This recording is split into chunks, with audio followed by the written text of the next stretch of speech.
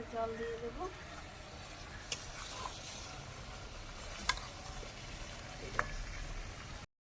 নমস্কার, পাপিয়া কুকিং ব্লগে আপনাদের সকলকে স্বাগত। আজকে চলে এসেছি মাটন নিয়ে, খাসি মাংস। আজকে খাসি মাংস কষা করব। তার জন্য নিয়ে নিয়েছি মশলা, সব কিছু মশলা রেডি করে নিয়েছি, আর সঙ্গে নিয়ে নিয়েছি দই। এবার চলুন ভালো করে মাংসটা কষে নেব। প্রথমে দিয়ে দিচ্ছি দই, 2 চামচ মতো টক দই।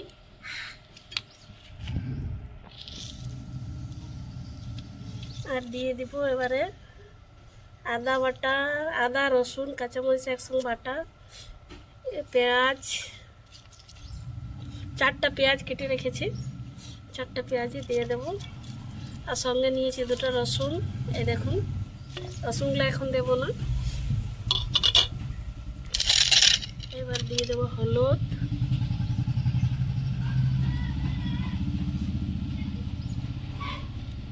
আর দিয়ে দিচ্ছি নুন। এবার দিয়ে দেবো সবশেষে তেল। তেলটা দিয়ে ভালো করে কষে নেব, আর কষে আধ ঘন্টা মতো রেখে দেব।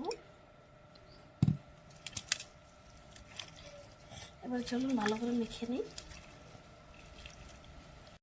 এই দেখুন সব মশলাগুলো দিয়ে দেবো এবার, আর হাফ নুন দিয়ে দিচ্ছি, আর হাফ দেবো ভাজার সময়। এটা ভালো করে কষে আধ ঘন্টা মতো রেখে দেব। এই দেখুন মাংস মাখা হয়ে গেছে। ভালো করে মেখে এবারে ঢাপা দিয়ে আধ ঘন্টা রেখে দেবো। চলুন তা করতে পিপাটা পেড়ে নিই। চলুন এবার পিপাটা পাড়ি নিই। পিপাটা একটু উঁচুতে আছে, ধানটা দিয়ে পাড়তে হবে।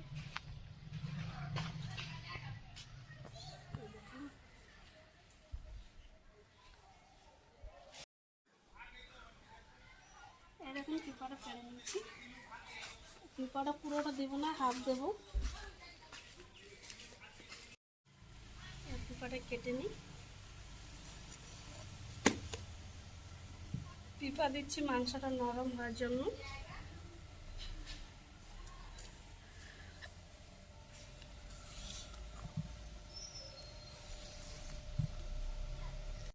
কড়া গরম হয়ে গেছে, কড়াই দিয়ে দিচ্ছি তেল।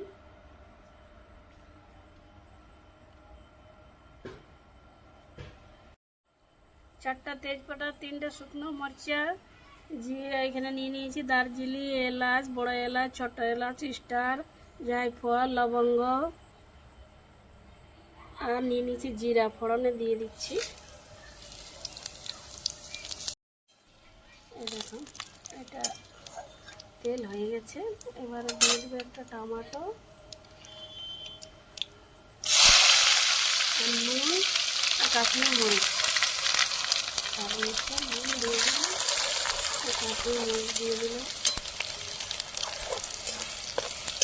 এবারে দিয়ে দেবো খাসি মাংস।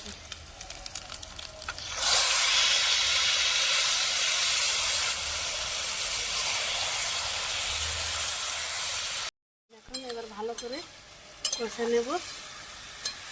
কড়াটা একটু ছোট হয়ে গেল, ঠিকই হবে, ভাজা গেলে একটু কম হয়ে যাবে।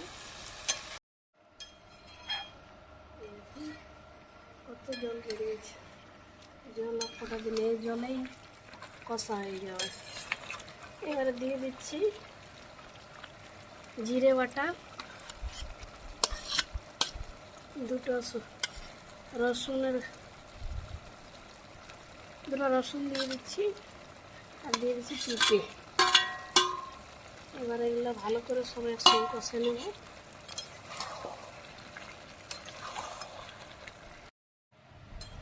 মাটন কষা হয়ে গেছে, এবারে জল দিয়ে দেবো।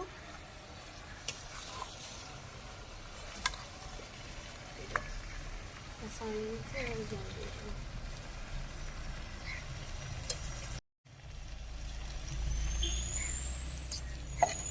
একটু সিদ্ধ ফুটে উঠুন, একটু সিদ্ধ হবে।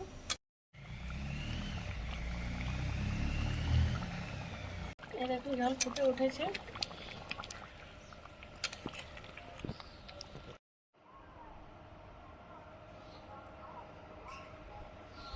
দেখুন মটন রেডি।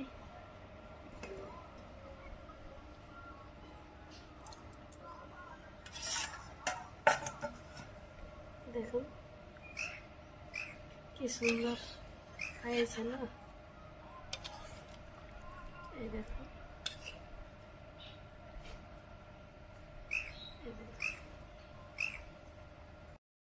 এই দেখুন মটন রেডি। ভিডিও ভালো লাগলে লাইক, শেয়ার, সাবস্ক্রাইব আর কমেন্ট করে দেবেন।